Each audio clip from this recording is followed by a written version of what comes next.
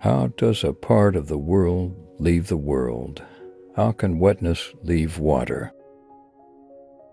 Don't try to put out a fire by throwing on more fire. Don't wash a wound with blood.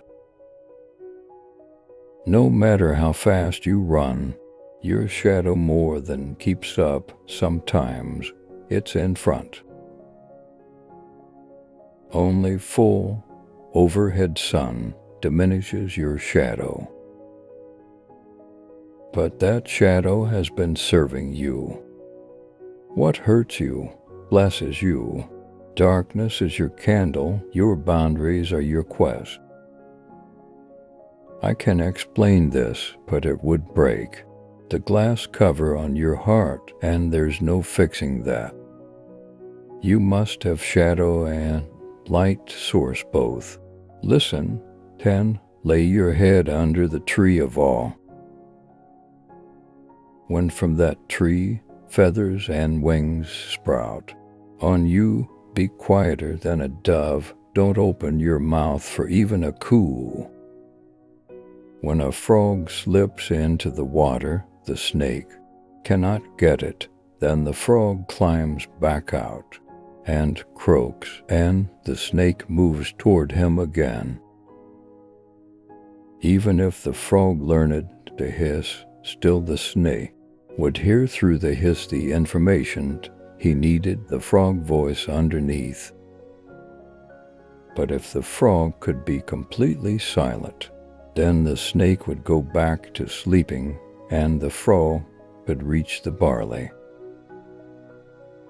The soul lives there in the silent breath, and that grain of barley is such that when you put it in the ground, it grows.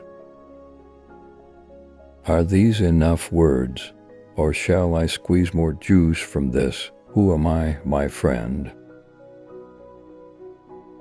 Summary of the poem Enough Words by Rumi. This poem by Rumi talks about how life is full of opposites, like light and shadow, or happiness and sadness. He says we shouldn't fight against the way life works because both good and bad things help us grow.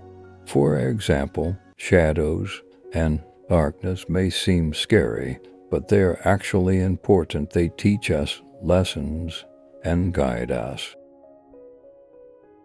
Rumi also talks about staying quiet and calm when facing challenges.